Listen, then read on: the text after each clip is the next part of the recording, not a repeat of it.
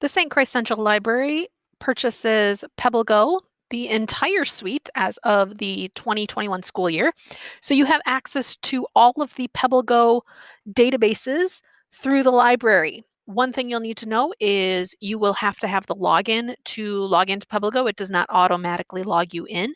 But once you are in, they combined the PebbleGo and PebbleGo Next databases all in one area. So there isn't a separate link for each. So that is really much more convenient than it used to be. In PebbleGo, we have access to animals, science, biographies, social studies, and the new database, health. We also have access to the Spanish versions of 4 of the 5 of those. PebbleGo Next is the more advanced version of PebbleGo, so maybe grades like 3 through 6, 7.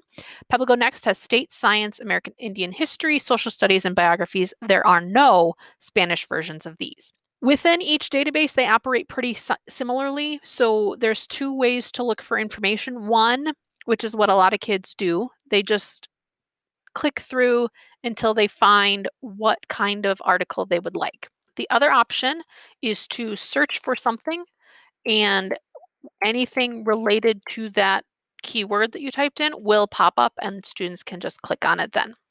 Once you're in an article, there are several features that you might find useful. The first is text-to-speech. So anytime you see this speaker button, if you click on that, it will start reading to you and highlighting the words as it is being read.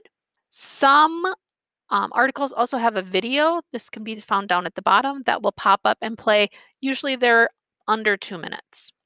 Cite is a really important feature in my mind if you are having kids do research in order for them to accurately cite where they got their information from to give credit. At the bottom, there are also other features like article, where you can print off the article or print off the page you're looking at. Activity is something you could send home with a student if they are absent for them to showcase their knowledge. If it's relevant, there will be a timeline for that article, putting the events in sequential order.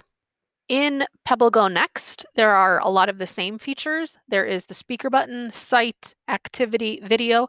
There's also dictionary. So if you double click on a word in PebbleGo Next, it will pull up a dictionary where students can learn about that word. There are also tabs across the top in each PebbleGo and PebbleGo Next that will jump to different sections of the article about that. A lot of times there's also related articles, so students who are interested in that topic can find out more about it. As educators, one thing I wanted to point out is way at the bottom, really tiny, it says Educator Resources. If you click on that, it will pop out to PebbleGo's Educator section, where there are lesson plans and activities to go along with many of the articles. There are video tutorials you can use yourself, or you can show students to help them navigate PebbleGo.